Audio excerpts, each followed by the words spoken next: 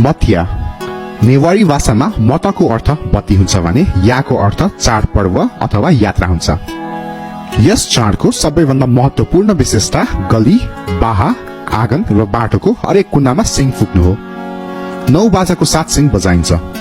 पाटनमा रहेको ऐतिहासिक मठ मन्दिर, बौद्ध विहार तथा चैत्यमा परिक्रमा गर्दै यो पर्व मनाइएको छ। यो पर्व भगवान बुद्धले दुर्गुनमाथिको विजयको सम्झनामा मनाउन सुरु गरेको पाटनको नेवार समुदाय बताउँछन्। दिवंगत भएका आफ्ना परिवारका सदस्यको सम्झनामा दीप प्रज्वलन गरी मृत आत्माको शान्तिको लागि प्रार्थना गर्दै विभिन्न मठ मन्दिर, विहार तथा चैत्य परिक्रमा गर्ने परम्परा छ। यस जात्राको उत्पत्तिको बारेमा एक धेरै रोचक कथा छ। मथिया जात्राको पौराणिक पृष्ठभूमि निकै रोचक छ।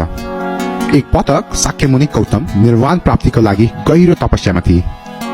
इच्छाको देवता मारस शाक्यमुनि गौतमको दृढ संकल्पमा भङ्ग गर्न विचलित गर्न आए।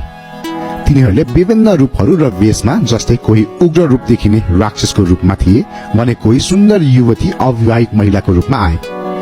ती सबैले शाक्यमुनि गौतमलाई प्रलोभनमा पार्ने प्रयास गरे, तर सबै व्यर्थ भए। तथापि शाक्यमुनि मारसलाई जितेर बुद्ध बने।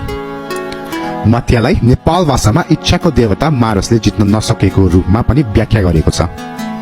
परास्त भएपछि इच्छाको देवता मारसले बुद्धलाई समर्पण गर्दछ र स्वीकारको लागि भगवान बुद्धलाई श्रद्धाञ्जली अर्पण गर्दछ।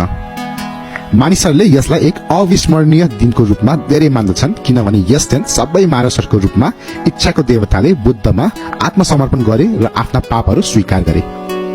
यो पनि विश्वास गरिन्छ कि मारसहरूले भगवान बुद्धलाई आफ्नो पाप स्वीकार गर्न आएका थिए र ठूलो सम्मानका साथ उहाँको पूजा गरे। त्यस बेलादेखि नै यो महान दिनलाई मनाउन यो जात्राको उत्पत्ति भएको मानिन्छ।